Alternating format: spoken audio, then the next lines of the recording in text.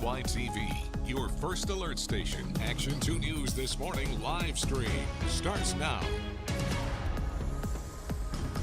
Good morning, everyone. Thanks so much for streaming with us on this Monday after a very busy weekend with new developments in the Middle East after the U.S. and Israel strikes in Iran over its nuclear program. And we are going to be checking in now with a press conference at the Pentagon. As you see, Secretary of Defense Pete Hegseth is addressing reporters right now. So let's listen in.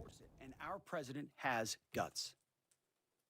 Iran's stubborn and self-evident nuclear pursuits, their targeting of global shipping lanes, and their swelling arsenal of ballistic missiles and killer drones are no longer tolerable risks. Iran was building powerful missiles and drones to create a conventional shield for their nuclear blackmail ambitions. Let me say that again. A conventional shield for their nuclear blackmail ambitions. Our bases, our people, our allies, all in their crosshairs.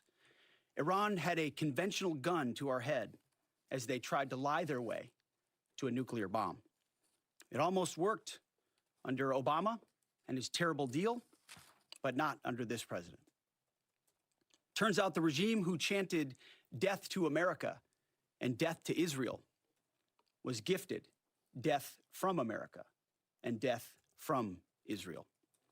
This is not a so-called regime change war, but the regime sure did change, and the world is better off for it. Today, in their desperation, the enemy is unmasked as Iranian missiles and drones rain down indiscriminately on the hotels, airports, apartments, and other civilian targets of their neighbors. Cowardly terrorist tactics from a regime that for decades has trafficked in cowardly terrorist tactics, lies, death, and destruction to this day.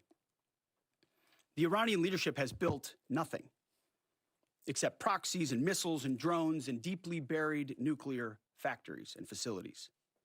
Peaceful nuclear ambitions do not need to be buried underneath mountains.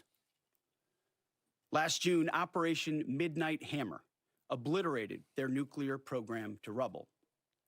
Afterward, we told them plainly, that's it, now make a deal. They arrogantly refused.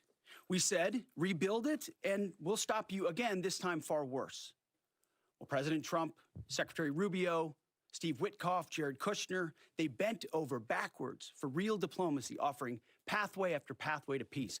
I watched it. I was there. They tried over and over and over again, earnest attempts at peace. The former regime had every chance to make a peaceful and sensible deal. But Tehran was not negotiating.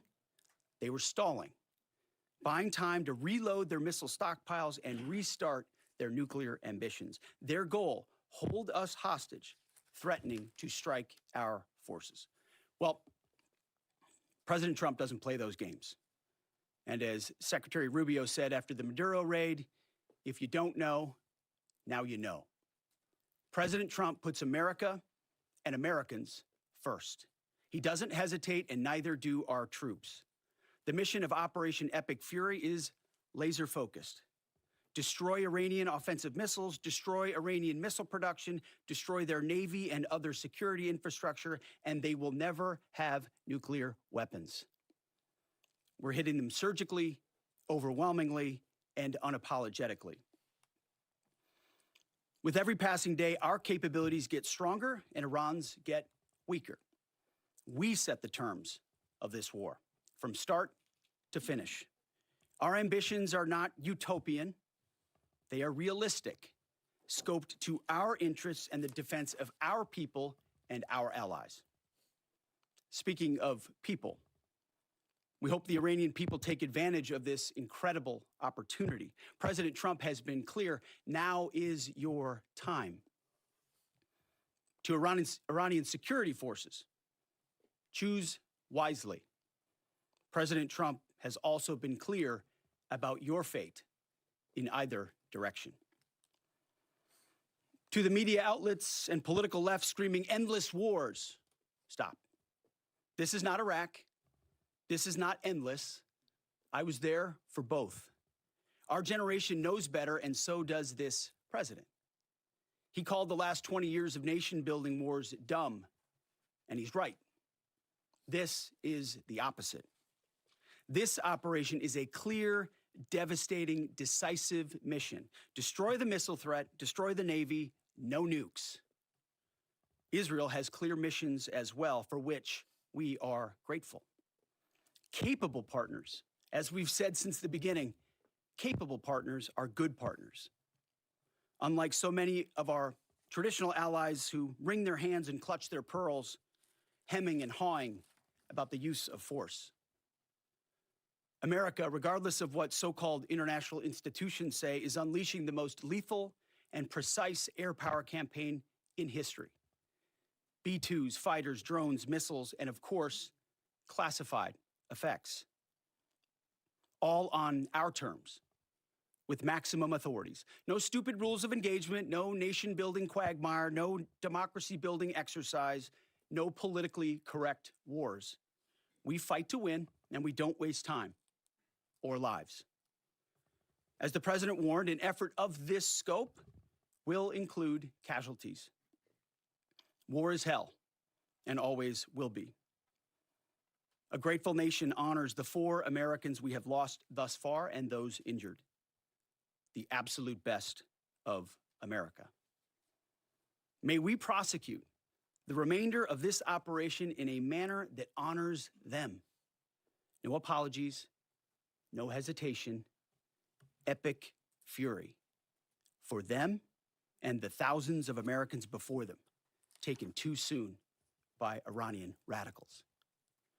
Before I turn it over to General Kaine for the operational update, let me speak straight to you, the Joint Force, our warriors on the front lines. This is your moment. This is the generational turning point America has waited for since 1979, and since the rudderless wars of hubris, my generation, our generation, endured. Don't listen to the noise. Just stay focused. Our commander-in-chief is steady at the wheel. We face a determined enemy, but you are better. But we must prove it every single day. History doesn't care if we're tired, if we're scared, or if the fight feels big. It demands warriors who rise anyway. Peace through strength, the warrior ethos, lethality, unity of purpose, those are not slogans. They're the beating heart of what it means to wear the uniform, that uniform. You think clearly under fire, you act decisively in chaos, you uphold the Constitution, and you uphold our country without hesitation. We are not defenders anymore. We are warriors, trained to kill the enemy and break their will. History is watching.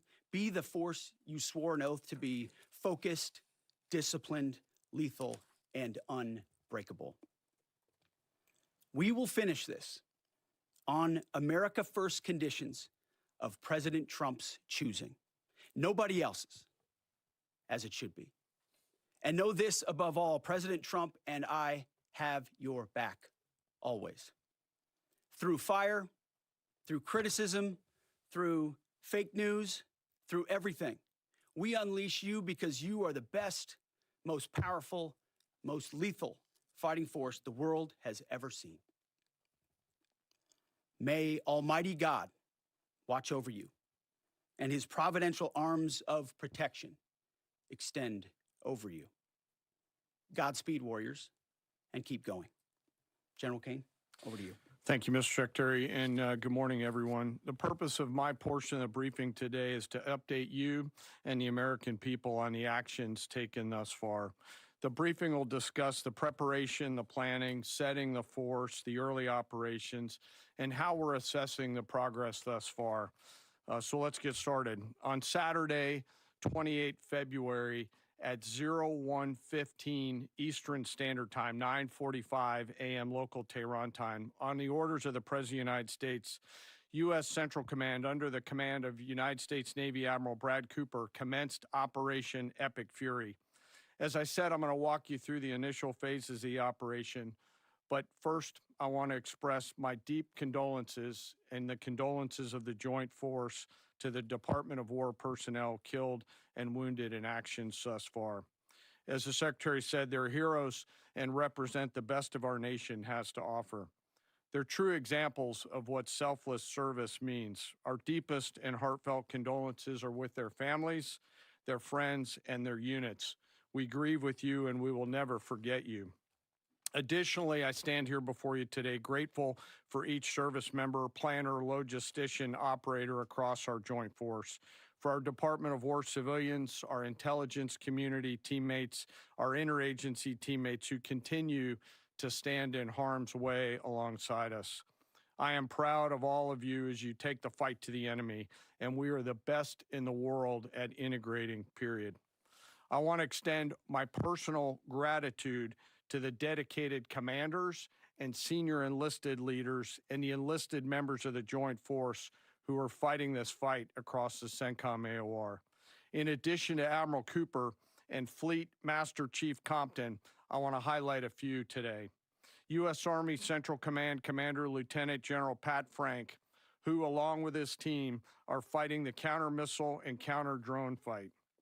United States Navy Central Command Commander Vice Admiral Kurt Renshaw and his team, who are engaged with the Iranian Navy and projecting American naval combat power from the seas.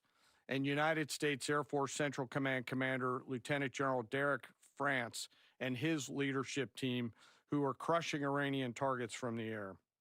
I want to highlight the support to the CENTCOM fight from other combatant commands who are directly involved with this effort, to include U.S. Spacecom, U.S. Cybercom, and U.S. UCOM.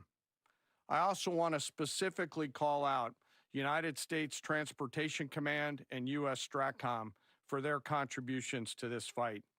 We cannot project American combat power at the time and place of our choosing without both. And finally, I want to express how deeply thankful I am for the continued service and sacrifice of the entire Joint Force and their families. Their unwavering commitment and dedication are the cornerstones of this effort. So let me start with a few details. First, to be clear, as the Secretary said, this is not a single overnight operation. The military objectives that CENTCOM and the Joint Force have been tasked with will take some time to achieve, and in some cases will be difficult and gritty work. We expect to take additional losses, and as always, we will work to minimize U.S. losses. But as the Secretary said, this is major combat operations. So let me talk about the preparation and the planning. On February 28th, the full strength of America's armed forces came together in a unified purpose against a capable and determined adversary. The United States Army, Navy, Marine Corps, Air Force, Space Force, Coast Guard, and our reserve components integrated across our combatant commands and began coordinated operations with the Israeli armed forces of an unprecedented scale. As the Secretary laid out, our military objectives are clear. Our mission is to protect and defend ourselves and, together with our regional partners, prevent Iran from the ability to project power outside of its borders and be ready for follow-on actions as appropriate. Across every domain, land, air, sea, cyber, the U.S. Joint Force delivered synchronized and layered effects designed to disrupt, degrade, deny, and destroy Iran's ability to conduct and sustain combat operations. On the U.S. side, this marked the culmination of months and in some cases years of deliberate planning and refinement against this particular target set. From precision strikes against key military infrastructure to persistent intelligence and targeting integration to the close coordination of the components across vast distances, this operation again demonstrated America's reach, readiness, and professionalism, and that of our joint united force.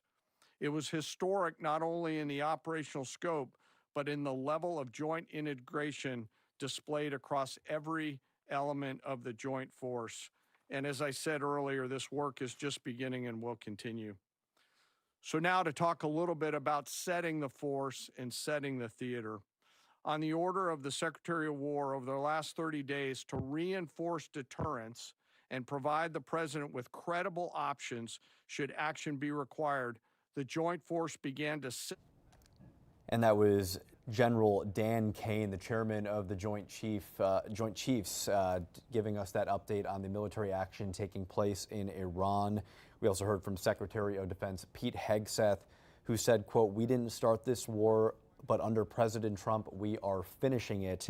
He went on to say that Iran was building up its nuclear program once again, saying, quote, that they had a conventional gun to our head, us being the U.S., as it tried to work its way back to a nuclear bomb. And then, as we heard from General Kaine there, as he discussed the details surrounding Operation Epic Fury, is what this is being called, he said that they are expecting to take additional losses. This after 4 U.S. service members have been killed since those initial strikes over the weekend. Of course, this is going to be a very developing story. They're saying that this action is going to take some time to achieve. So President Trump has said strikes could continue for 4 to 5 weeks. We will continue to follow along with this as the unrest in the Middle East continues to take place and provide you the latest updates both on air and online. Our team preparing for a cut-in on Good Morning America coming up here in just a few minutes, or once this press conference here at the Pentagon wraps up again. GMA is going to be staying with this as they continue to share these updates on Operation Epic Fury that is taking place in Iran right now. We will continue to follow along. Thanks so much for streaming along with us this morning. Have a great day, everybody.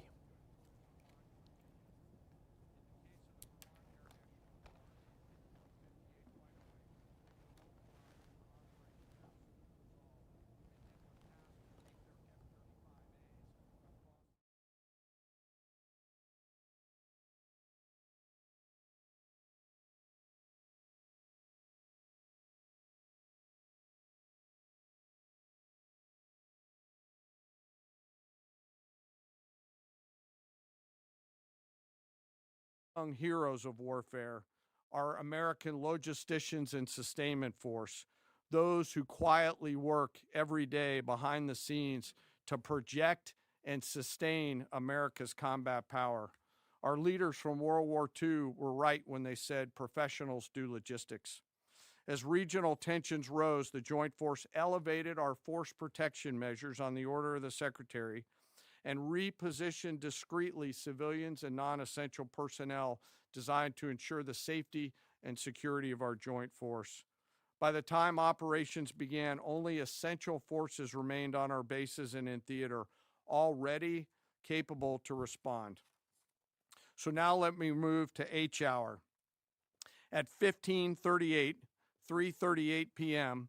on Friday, February 27th, the United States Central Command, through the Secretary of War, received the final go order from President Trump. The president directed, and I quote, "Operation Epic Fury is approved. No aborts. Good luck," close quote. In the region, every element of the Joint Force made their final preparations. Air defense batteries readied themselves, checking their systems to respond to Iranian attacks. Pilots and crews rehearsed their strike packages for the final time. Air crews began loading their final weapons, and 2 carrier strike groups began to move towards their launching points. Across the globe, our operations centers came alive in Tampa, Florida, here at the Pentagon, and of course forward in the Central Command AOR. As always, operational security was paramount as we sought to maintain and sustain the element of surprise. This operation was highly classified so that at H hour, the enemy would see one thing: speed, surprise, and violence of action. The first movers were U.S. Cybercom and U.S. Spacecom, layering non-kinetic effects, disrupting and degrading and blinding Iran's ability to see, communicate, and respond. At H hour, the beginning of major combat operations, 01:15 local Eastern Daylight Time, 9:45 local AM Tehran time. As dawn crept up across the Central Command AOR, the skies surged to life. More than 100 aircraft launched from land, sea, fighters, tankers, airborne early warning, electronic attack, bombers from the States, and unmanned platforms, forming a single synchronized wave. This was a daylight strike based on a trigger event conducted by the Israeli Defense Forces enabled by the U.S. intelligence community. The first shooters at sea were Tomahawks unleashed by the United States Navy, closed in on Iranian naval forces, and began to conduct strikes across the southern flank in Iran.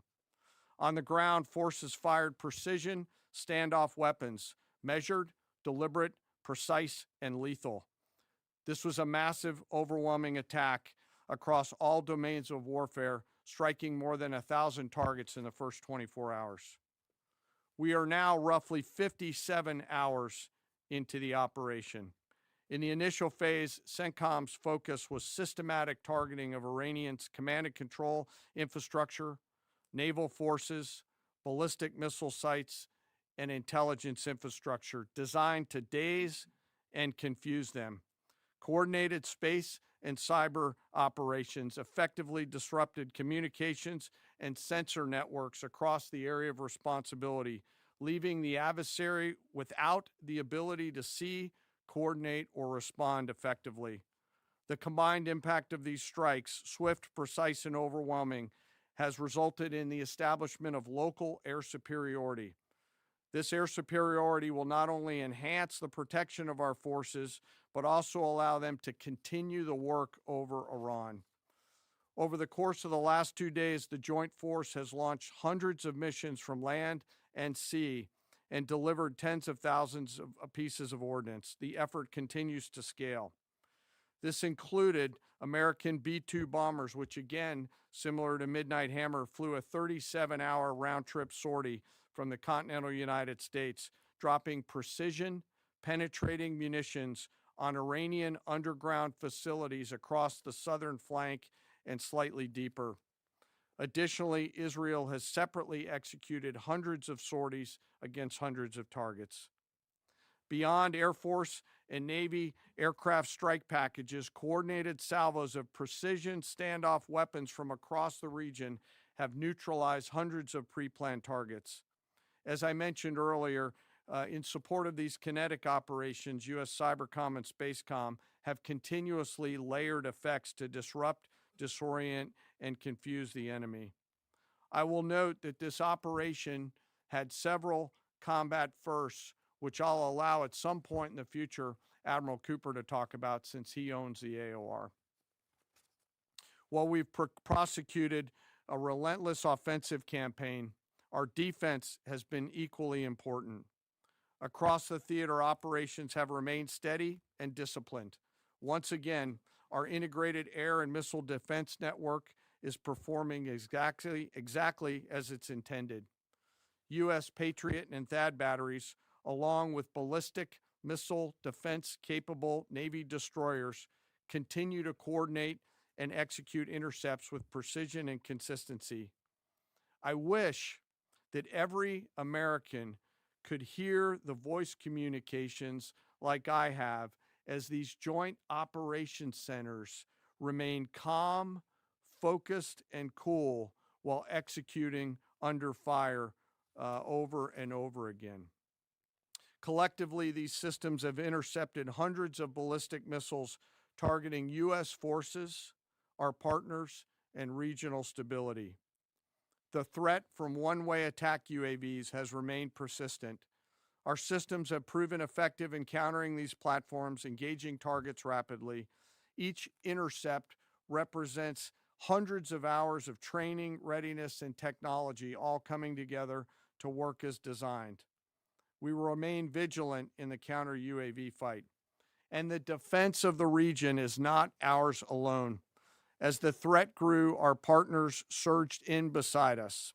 Air defense batteries in Qatar, the UAE, Kuwait, Jordan, and Saudi Arabia joined the fight, proof positive that years of training, trust, and hard-earned integration pay off.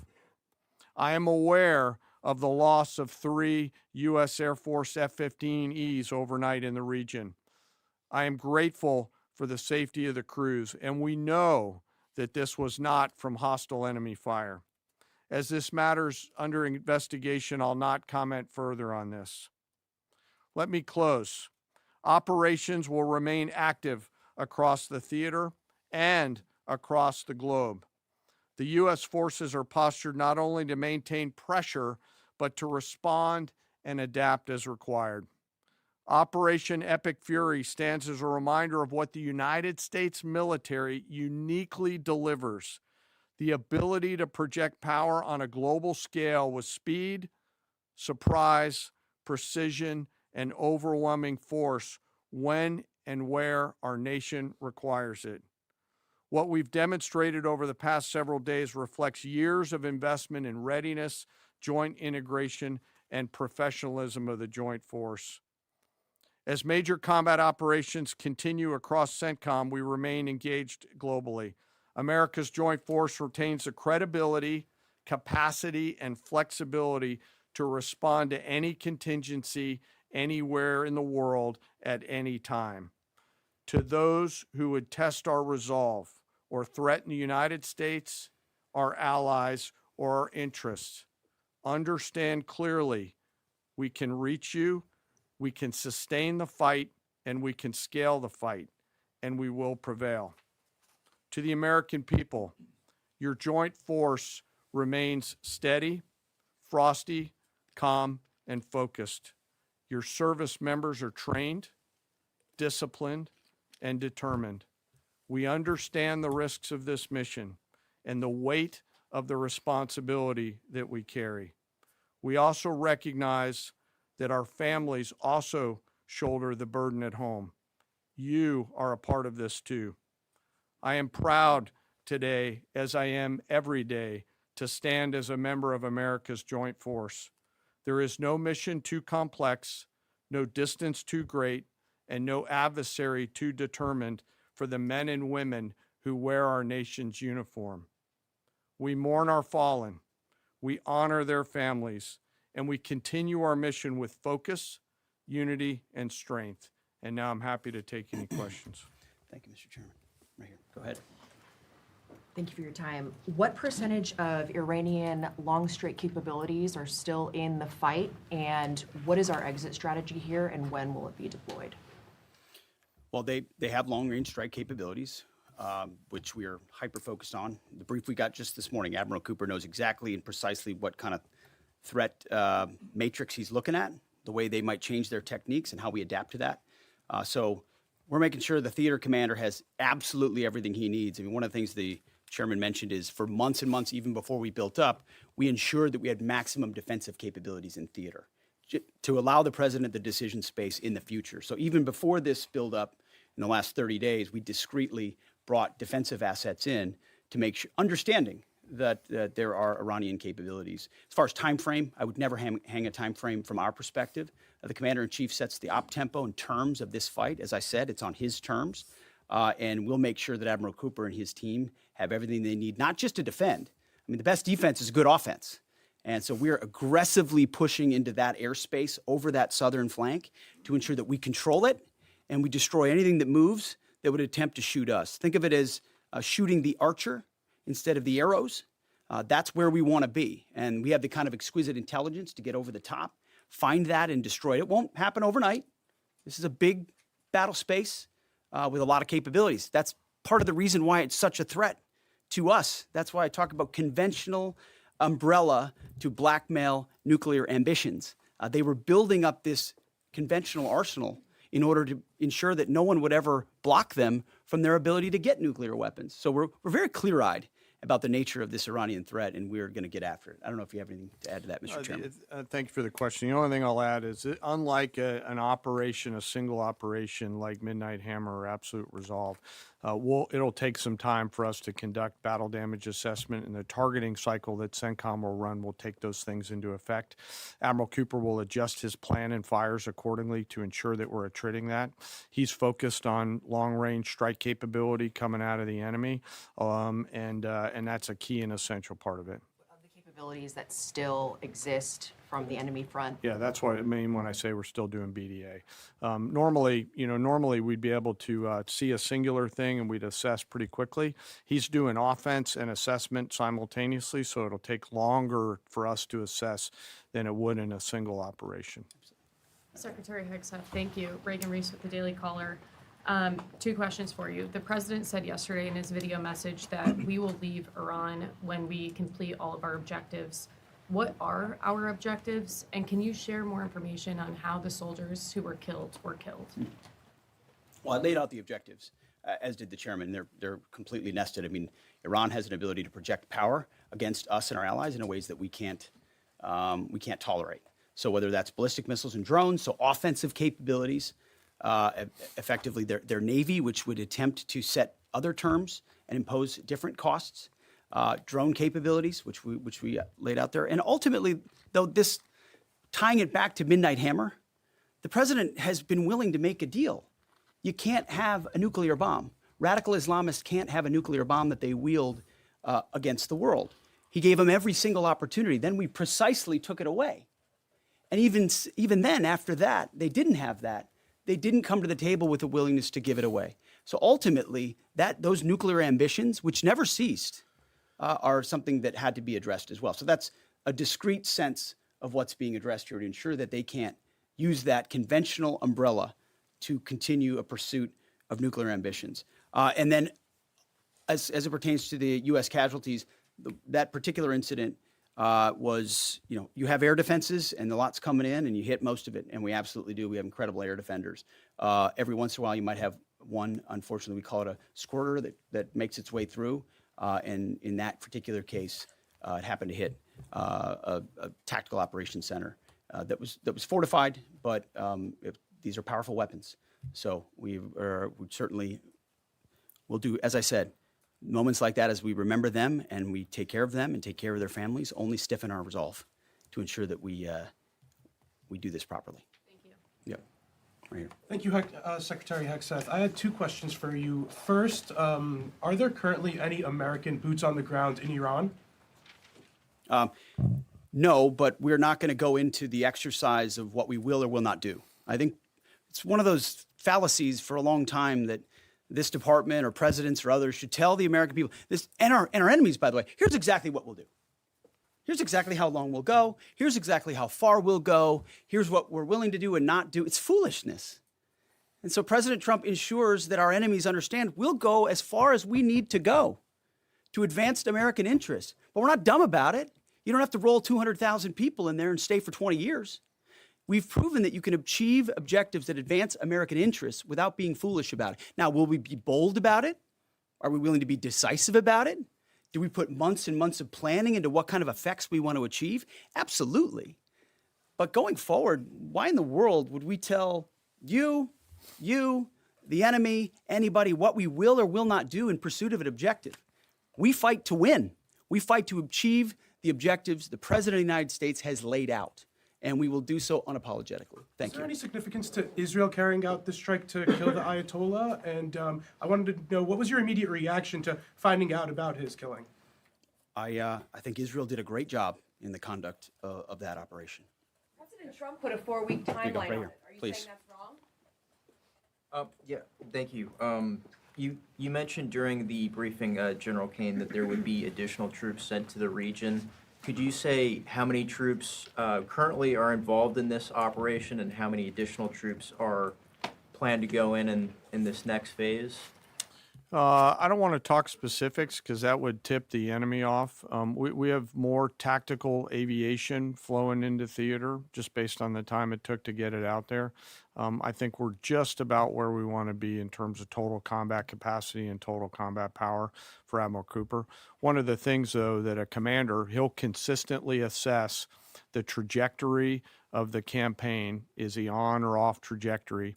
And then make an ask of the joint force, which will then develop options for consideration by the Secretary and the President to either increase or in some cases decrease the amount of combat capability that we have over there. I heard the question about 4 weeks. It's the typical NBC sort of gotcha type question.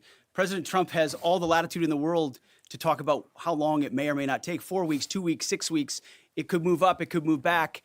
We're going to execute at his command the objectives we've set out to achieve. And what he has shown an ability to do that other presidents can't quite seem to have the aperture to do, well, I mean, Joe Biden didn't even know what he was doing, is to look for opportunities and off-ramps and escalations for the United States that creates new opportunities to execute what we need on our own timeline. So you can play games about 4 weeks, 5 weeks. He has all the latitude, and I'm glad he does, because there's no better communicator than our president expressing those things. I've been in meetings with the president for the last 2.5 days. We know exactly where his headspace is, and he will communicate as he should exactly what he would like, and we will follow those orders. And I think everything he said on that is right down the middle. Chairman, did you have Absolutely. evidence Yes, right there. of Yes, the sir. strike first? Thank you very much, Secretary. I left my hometown of Sakis in Iranian Kurdistan in 1996. Can you promise that I will be able to return home safely this year? And I have a following question too, please. I appreciate the question. I'm not here to place guarantees on that, but I think the message the president has given has been clear to the people of Iran. This is your moment. The world was seized by these crowds, and then seized by the reality of this regime killing tens of thousands of innocent protesters. So we saw the nature of the regime yet again exposed. We saw many of the Iranian people seek a change there. This is their moment to take advantage of it, for sure. Secretary, you served in Iraq and know that no American soldiers were killed in Kurdistan. The Kurdish people are very pro-American. Will you continue protect Kurdistan and Peshmerga as loyal ally of the United States? Why I'm asking this question? Because now Kurdistan is under attack by Iranian drones and by proxies in Iraq and on the region. I think I can speak to allies generally in the region who we've been in constant communication with. We have been standing shoulder to shoulder with them, and we appreciate their capabilities. Absolutely. Yes, right here. Hi, thank you. Cameron Arkin with the Daily Wire. My question is about some of the domestic threats, if any, regarding this right now. Have there been any concerns about Iranian sleeper cells, and kind of what has the Trump administration been doing to kind of monitor these Well, threats? across the interagency, in full coordination, of course, we're paying attention to any potentialities there. This is a former regime, a regime that seeks to export that ideology and try to sow terror. We're ready for that. We've seen these types of folks before, and the American people can rest assured that we're vigilant on that. Right here. Secretary, thank you. Kind of a follow-up on that last question. There was just this, what appears to be a terrorist attack in Austin yesterday. How does that change the operation at all? What effect does that have? And It doesn't change the operation at all, and I know the authorities are executing exactly the way they should. Secretary Higseth, and one for Chairman Kaine as well. I understand, to your point here, that you don't want to broadcast everything for our adversaries to hear, but the American people also want to know what they're sending their men and women to war for. Is there a concern of this spiraling into a longer war? And then one for the chairman when you're done. Did you not hear my remarks? I mean, we're ensuring the mission gets accomplished, but we are very clear-eyed, as the president has been, unlike other presidents, about the foolish policies of the past that recklessly pulled us in to things that were not tethered to actual clear objectives. So we know, we have plans, we have generals, we have chairmen, we have commanders, CENTCOM commanders, Admiral Cooper, who's executing very deliberately to ensure outcomes that I laid out are accomplished. But we would never, in front of a press pool, lay out how long that may take. The mission for our warfighters, which is what matters to us, is very, very clear. And they're executing it right now violently. And just for the chairman quickly, I have one for the chairman. You said this is not a one-night operation. It will take time to achieve the goals. What would be the goal line here for you? I think the Secretary laid out the military objectives, and that's what we execute against, is the military objectives. Last one right here. Uranium is. Thank you, sir. As you've said, there are a large amount of U.S. service members that are in harm's way right now. What is your prayer for them? First of all, my prayer for them is that I do pray for them. My wife prays for them. Our family prays for them. Our cabinet prays for them. None of this is done on a whim. Having been in their boots, having been in their shoes, having been in their flight suits, I know we think about them with every decision that we make and every recommendation that we make to the President of the United States. Those recommendations are made prayerfully. And when I pray every day for them and for this mission, I pray simply for the biblical wisdom to see what is right and the courage to do it. It's going to take courage to follow through on this. There's going to be a lot of noise, and we pray for that, and we hope all of you do as well. Thank you very much. Appreciate it. Thank you.